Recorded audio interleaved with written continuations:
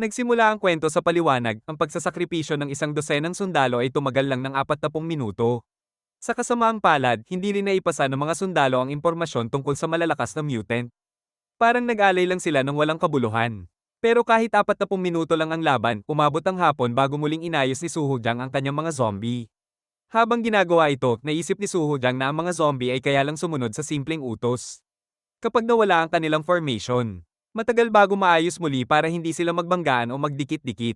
Halatang naiinis siya sa nangyari. Sa kabilang banda mula sa Busan, wala silang alam tungkol sa malalakas na mutant pero ramdam nila na may dala si Suho Jang na malakas na puwersa. Sa isip ng ating bida, naramdaman niya ang determinasyon sa boses ng sundalo, malinaw na hindi nagbago ang isip nila. Malamang, may pumihil sa kanila bago sila nakapagbigay ng report. Sabi ni Ari Min, alertuhan ng mga slasher na nakatalaga laban sa mga mutant at magpadala ng dagdag na sundalo kung maaari. Kasunod nito, ipinaliwanag ng isang sundalo ang plano, alam na nila ang direksyon ng pagdating ng mga zombie, kaya makakapaghanda sila. Susubukan ng militar na bawasan ang bilang ng kalaban at pabagalin ang kanilang pag-usad. Huwag masayang ang sakripisyo ni Sergeant Cien, ihanda ang mga slasher para sa depensibong operasyon. Kagad namang sinang-ayunan ng ating bida ang utos, alam niyang ito na ang tanging paraan para mapigilan ang dumadating na panganib. Matapos ang kudeta ni Major Lim, halos naubos ang mga elite na sundalo ng armed forces. Halos sapat na lamang sila para bantayan ang lungsod at ang mga pader nito. Ngunit kahit kulang na sa tao, marami pa rin silang natitirang bala at pampasabog. Ipinakita ang arsenal ng Ministry of Defense sa puno ng mga sandata. Ipinaliwanag na ang iskandalo ni Major Lim ang nagbagsak sa mga tiwaling pinuno at pinalitan sila ng mga bagong commander. Sa isip ng bagong commander, kulang man sila sa baril, bala, at mabibigat na armas, marami pa rin silang natitirang mga bomba. Sa kasalukuyang sitwasyon, ang mga sandatang ito ang makakasiguro na mapipinsala nila ang mga zombie. Dito na pagpasyahan ng bagong commander na gamitin kung ano ang mayroon sila upang mabawasan ang bilang ng mga zombie. At inutusan niya ang kanyang mga tauhan na tipunin ang lahat ng sandata. Maglalagay sila ng mga bitag at pasasabugin ng mga zombie sa daan patungong Busan. Sa isang flashback, ipinakita ang Provisional Government Tactical Operations Center. Makikita ang pagpupulong ng mga matataas na opisyal ng militar. Ipinaliwanag ng commander ang nasa mapa, ang mga puting tuldok ang kumakatawan sa mga bombang na ilagay na, habang ang mga pulang tuldok naman ang lokasyon ng mga sundalo na nakaantabay upang pasabugin ang claymore at dinamita. Ngunit nagsalita ang isang mataas na opisyal. Sinabi niya na doon pala napunta ang lahat ng pampasabog. Pero para sa kanya, hindi mahalaga kung saan inilagay ang mga bomba o kung saan nakapwesto ang mga sundalo. Ang gusto lang niyang malaman ay kung mapipigilan ba nito si Suho Jang na makarating sa Busan. Malamig na sumagot ang commander na hindi iyon mangyayari. Nabigla ang mga opisyal sa kanyang sagot. Pagkatapos ay ipinaliwanag ng commander na napakarami ng zombie sa hukbo ni Suho Jang. Hindi nito tuluyang mapipigilan ang pagdating nila pero mababawasan ang bilang. Ayon sa kanya, kayang lipulin ng mga pampasabog ang hindi bababa sa kalahati ng kalaban. Sa kasalukuyan, habang malino nang nagsisimula ang labanan, ipinaliwanag na totoo ang sinabi ng commander. Ang dami ng pampasabog na ikinalat sa paligid ng lungsod ay sapat para lipulin ang halos kalahati ng hukbo ni Suho Jang. Ngunit sa kabila nito, may dalawang bagay siyang hindi naisama sa kanyang mga kalkulasyon. Kasabay nito, biglang sumenya si Suho Jang sa kanyang mga alagad na tumigil.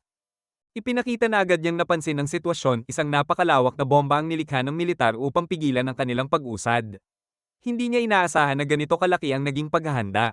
Ipinahiwatig din na mas organisado na ang militar kumpara noon.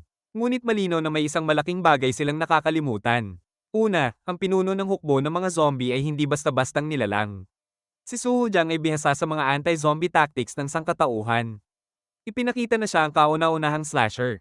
Kaya kabisado niya kung paano mag-isip ang militar, paano sila naglalatag ng mga bitag, at paano nila pinupuksa ang mga zombie. Kasabay nito, ipinakita ang isang napakalaking mutant at dito ay ipinaliwanag na dumating na ang oras upang kumilos ang halimaw na iyon. Muling tinuloy ang paliwanag na si Suho Jang ay may hindi mabilang na mga mutant, mga nilalang na may kakayahang hindi pa kailanman naisalayan ng militar. Habang ipinapakita ang bawat paghakbang ng dambuhalang mutant, makikitang tila wala itong natatamong pinsala kahit direktang tinatapakan ng mga bombang itinanim ng mga sundalo sa paligid. Dito ikinwento na natagpuan ni Suho Jang ang mutant sa isang lungsod sa Gyeonggi Province at sinabing napakabihira ng ganitong uri ng nilalang. Sa isang flashback habang ipinapakilala ang Class A mutant na tinawag na Gargantua, inilahad na ito ay bunga ng sabay-sabay na mutasayon ng napakaraming tao na humantong sa pagbuo ng isang dambuhalang organismo na binubuo ng napakaraming mutant na nagsanib sa iisang katawan. Ipinaliwanag din na gagamitin si Gargantua bilang pangunahing sandata sa pagwasak ng mga depensa sa pagtulak ng kanilang hukbo patungong Busan. Sa kasalukuyan, patuloy na makikita ang bawat paghakbang ng dambuhalang mutant habang sunod-sunod ang pagsabog ng mga bombang itinanim ng mga sundalo. Ngunit kahit sa gitna ng malalakas na pagsabog, tila wala itong natatamong pinsala. Dito ipinaliwanag ni Suho Jang na si Gargantua ay hindi madaling matalo. Kahit masugatan man, nag-generate ng panibagong laman ang mga mutant na bumubuo rito sa loob lamang ng ilang segundo. Sinabi rin niyang ang tanging problema ng nilalang na ito ay tamad ito at halos walang likas na agresyon. Ngunit nalutas niya yon sa pamamagitan ng direktang pagkontrol dito. Ipinahiwatig niya na sa sandaling ito, mawawasak ang pag-asa ng Busan at hindi mapipigilan ng mga zombie kahit gumamit pa sila ng mga makabagong sandata. Idinagdag pa niyang ang mga taong naiwan roon ay puno na ng pagsisisi at kawalan ng pag-asa. Sa panig ng militar, kitang-kita ang gulat ng mga sundalo sa kanilang nasasaksihan. Isang sundalo ang nagpahayag ng pagkabigla nang makita ang mutant na basta na lamang natanggal ang mga bomba sa pamamagitan ng pag-apak dito. Sinabi naman ng isa pa na wala silang kakayahang pigilan ang ganitong uri ng halimaw gamit ang mga sandatang hawak nila, kaya ramdam na ramdam ang kanilang inis sa sitwasyon. Dahil dito, wala na silang nagawa kundi umatras. Pinatakbo nila ang mga sasakyan upang makalayo sa lugar. At doon ipinakita na nakarating na si Suho Jang sa pader ng Gijiang County. Sa huli, ipinahiwatig niya na narating na niya ang lupain ng mga traidor at tuluyan na siyang nakabalik sa kanyang minamahal na bayan. Kinaumagan sa harap ng Gijiang County Wall kung saan naghahanda ang mga zombie. Si Suho Jang ay nagmamasid at nang may lumapit na zombie na may dalang damit, sinabi sa sarili na kailangan niyang magbihis para sa okasyong ito dahil sa araw ng kanyang pagbabalik. Pagkatapos magbihis, naghanda na siya sa labanan. Nagtanong siya kung sino ang namumuno sa mga tao at napansin na hindi niya inaasahan na susubukan siyang pigilan sa Gijiang, marahil, mas mahusay ang commander nila kaysa sa akala niya. Sa isang flashback, bago pa makarating ang mga zombie sa Gijiang County Wall, naganap ang pagpupulong ng ating mga bida. Kitang-kita ang kanilang pagkagulat sa plano ni Jingu Park. Nagtanong si Jaeyoung Choi kung bakit sa Gijiang nila dapat harapin si Suho Jang. Sumunod si Ari Min, nagmungkahi na mas maganda silang harapin siya sa Busan dahil mas matibay ang pader doon at magkakaroon sila ng oras para planuhin ang susunod na hakbang habang hinihintay si Suho Jang. Humingi ng paliwanag si Chol Se Kim, gusto lang niyang maunawaan ang plano. Nang marinig ito, agad namang sumang-ayon si Jingu Park. Ipinaliwanag ni Jingu Park na may punto sina Jaeyoung at Ari Min. Posibleng mas may tsansa sila kung sa loob ng lungsod lalaban pero may problema.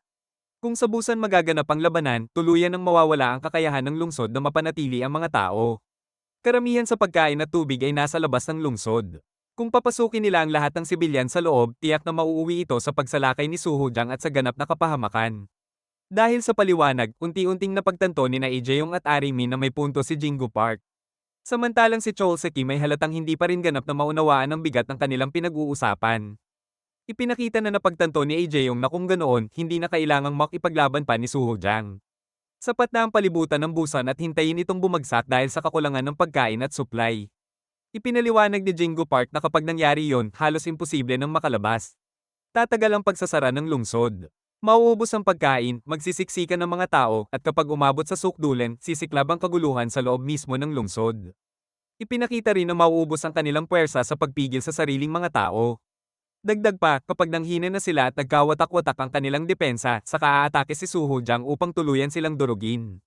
Sa huli, malinaw ang naging pasya ni Jingu Park. Wala nang atrasan. Kailangan nilang harangin si Suho Jang sa Gijiang. Hindi na ito labanan para lang pumatay ng mas maraming zombie. Isa na itong laban para protektahan ng Busan. At dahil dito, inihayag na magtatayo sila ng isang agresibo at walang awang depensa. Nang bumalik sa kasalukuyan, pinagmamasdan lang nina Cholsa at Jingu Park ang napakaraming kalaban. Napakomento si Cholsa na baka may mga zombie pang nagtatago sa paligid dahil sa dami ng nakikita nila. Sumagot si Jingu Park, sinasabi na huwag masyadong isipin ang dami o lakas ng mga zombie. Ang mahalaga ay gamitin ng tama ang kagamitan at siguraduhin ginagawa ng bawat koponan ng kanilang trabaho. Trabaho ng mga slasher ang pumatay sa zombie. Kaya magtuon lang sila dyan. Ngunit pabirong sinabi ni Cholsa na akala niya mga gwapo lang ang pwedeng magsabi ng astig na linya, mali pala siya, kaya nainis si Jingu Park dahil sa sinabi niya, pero sinabi muli ni Cholsa na matalino talaga ang leader na si Suho Jang at hindi niya maitatanggi iyon. Nakangisi pa, idinagdag niya na sa tingin niya, kaya niyang sabayan ito. Subalit naputol ang usapan nang may tumawag sa kanila. Makikita na nagtipo na ang mga malalakas na slasher para sa darating na laban. Ngunit natatakot si Chonsak Park, sinabi niyang kahit sundin nila ang plano, hindi pa rin nila alam kung kaya ba nilang manalo. Si Sang Sohan naman ay nagbigay ng ideya na kahit ordinary zombies lang ang labanan nila, mas malaki ang tsansa nilang makaligtas kaysa sa iba. Nagkomento si Madam Jonghwa na sa huli, lahat naman ay mamamatay din, at ayos lang basta hindi sila maglaban-laban sa isa't isa. Nagtanong si Cholsa kung ilan ang sundalong ipinadala ng Armed Forces at ipinaliwanag ni Jingo Park na may ilang artillery batteries at airborne unit na helicopter.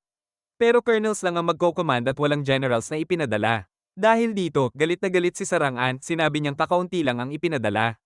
Pinaliwanag muli ni Jingo Park na kulang ang mga sundalo sa Busan dahil kailangan din nilang panatilihin ang kaayusan at magsilbing backup sakaling pumasok ang mga zombie. Muling nagbigay ng komento si Cholsa. Ipinahiwatig niyang hindi na siya nagulat na hindi talaga buo ang suporta ng armed forces pero hindi pa rin niya matanggap na iisang commanding officer lang ang ipinadala, akala niya kahit isang bihasang general man lang ay magpapakita. Ipinaliwanag naman ni Pedro Cho na may kumakalat na balita at sinasabing ang matataas na opisyal at mga opisyal ng gobyerno ay nagtago na sa mga bunker. May nagsasabing chismis lang yon pero may naniniwala rin kailangang protektahan ng mga pinuno para manatili ang kaayusan ng bansa. Tumugon si Jingo Park na wala na raw talagang halaga yon dahil ang mismong pamumuno rin ang dahilan kung bakit nauwi sa ganitong gulo ang lahat. Dahil dito, ipinakita ang galit ni Cholsa ngunit agad niyang binago ang usapan. Ipinahayag niyang mas kampante siya na si Jingo Park ang namumuno sa operasyon kaysa sa mga matatandang opisyal.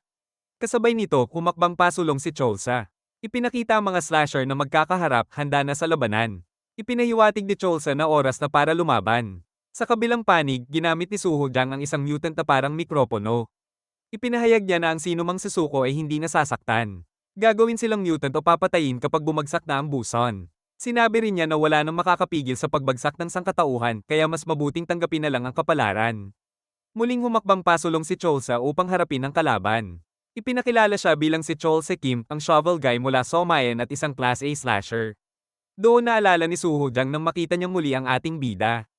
Naisip niyang ito marahil ang slasher na tinuruan ni Chil Sam Kim. Sumagi rin sa isip niya ang sinabi ng matanda tungkol sa isang slasher sa Busan na katulad niya. Napaisip siya kung ikinumpara ba siya nito kay Cholsa, ngunit sa alaala niya, si Cholsa noon ay lumalaban ng hindi nag-iisip at mahina pa, na para bang wala pang gaanong karanasan. Samantala, ipinakita si Cholsa na may hawak ding mikropono. Ipinaliwanag niya na naapektuhan na ng virus ang isipan ni Suho Jang at hinikayat niya itong itigil na ang lahat at pumasok na lamang sa loob ng pader upang matulungan pa siya. Dahil dito, lalong nainis si Suho Jang. Inisip niyang tila naturoan pa si Cholsa ng matanda kung paano mang-asar. Kaya agad niyang inutusan ang kanyang hukbo na lipulin ang lahat at huwag magpapaligtas ng kahit sino. At sa sandaling iyon, sabay-sabay na umusad ang napakaraming zombie patungo sa kanilang kinaroroonan. Dahil dito, sinabi ni Cholsa Kim sa kanyang mga kasama na paparating na ang mga zombie at bilang mga slasher, ang trabaho nila ay pumatay ng mga zombie.